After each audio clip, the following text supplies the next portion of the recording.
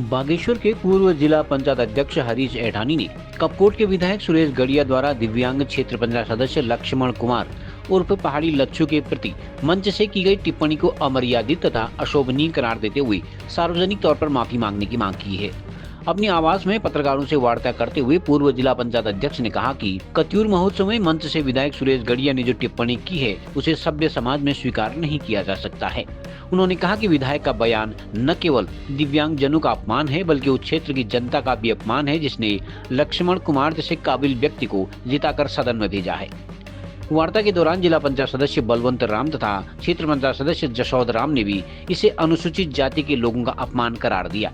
उन्होंने कहा कि यदि विधायक माफी नहीं मांगते हैं तो सार्वजनिक स्थानों में उनका पुतला दहन किया जाएगा।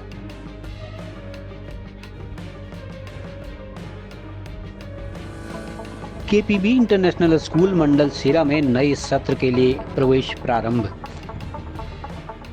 अनुभव करें अपने बच्चों के अंदर सर्वांगीण विकास को केपीबी इंटरनेशनल स्कूल के साथ। कत्यूर महोत्सव में हमारे लच्छू पहाड़ी जो क्षेत्र पंचायत सदस्य हैं उनको जो है खुले मंच में कपकोट के विधायक जो एक जवाबदार विधायक हैं जिनको हम लोगों ने वोट दे करके आगे भेजा, उन लोगों ने हमारे जो लोक कलाकार हमारे लोकल के होने के नाते वो उस मंच में गए थे। उस मंच में उनको इतना गलत शब्द कहा गया, उनकी हम घोर निंदा करते हैं। और शायद मुझे ये लगता है वो अगर सामान्य जाति का आदमी होता तो सुरेश गड़िया जी उसको कभी एक गलत शब्द नहीं बोलते।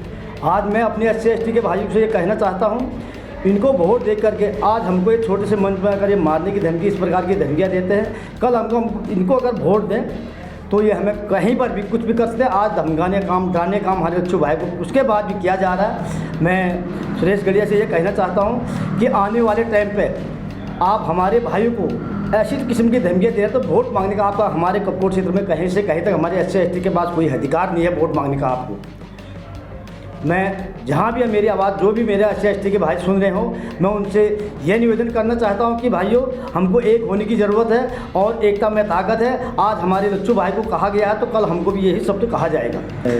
लच्छू भाई के संबंध में तो एक कलाकार लोक संस्कृति को बचाते हुए चल रहे हैं और अपने व्यवसाय के रूप में अपना कार्य कर रहे हैं और सार्वजनिक तरीके से उनको जनता ने उनको अपना आशीर्वाद दे करके अपना एक मंच दिया है।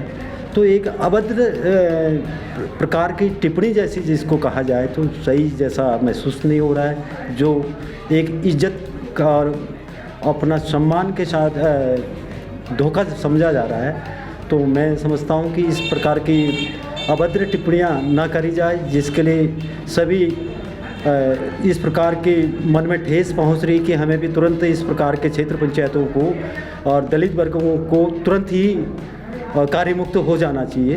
तो मैं इस संबंध में बहुत नाराज़गी व्यक्त करता हूं। तभी उन्होंने अगर माफ़ी नहीं किया तो हम आंदोलन के लिए और आगे अग्रसर रहेंगे और हमेशा तैयार रहेंगे। मैं घोर भर्त्सना करता हूं जिस तरीके से भारतीय जनता पार्टी की कथनी और करनी में अंतर है। नारा दिया सबका साथ सबका विकास, तो आज जिस तरीके से कत्यूर महोत्सव में जिस तरह से कपकोट के विधायक आदरणीय सुरेश गड़िया जी का जो बयान आया है, उसमें जो लोग उनके बयान के बाद जो ठेका लगा के जो जोर जोर से हंस रहे हैं, जो वीडियो हमने देखा, वो लोग भी उतने दोषी हैं जितने दोषी सुरेश गड़िया जी हैं। एक तरफ कांग्रेस की सरकार ने दिव्यांग बहनों को पेंशन देने के बाद पूरे विश्व में सराहना उस बात की हुई कि कहीं ना कहीं एक ये सराहनीय कदम है।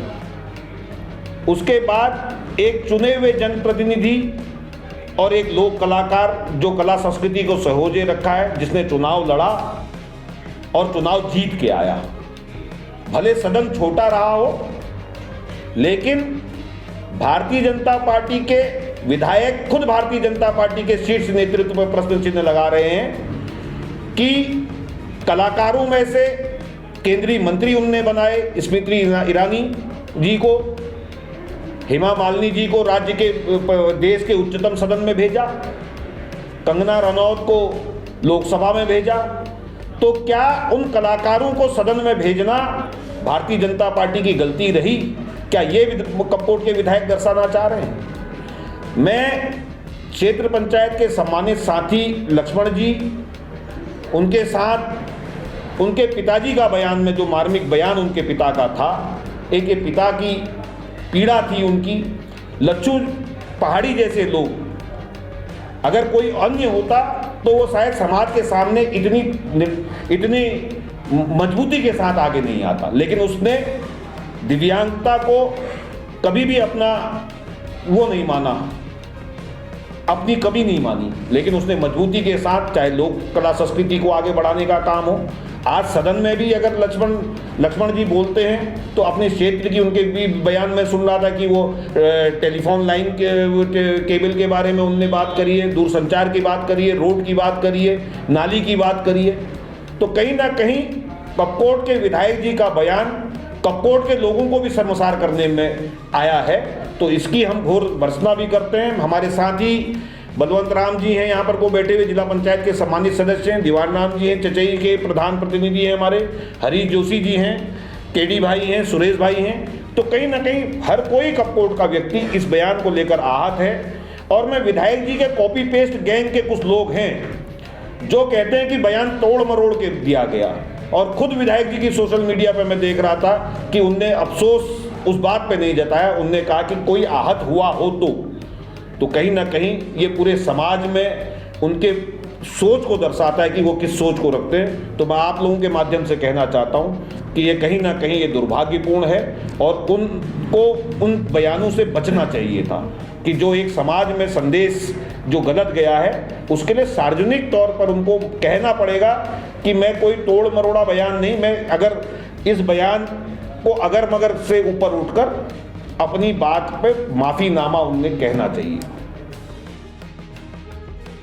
खबरों को जानने के लिए चैनल को लाइक, सब्सक्राइब और फॉलो जरूर करें।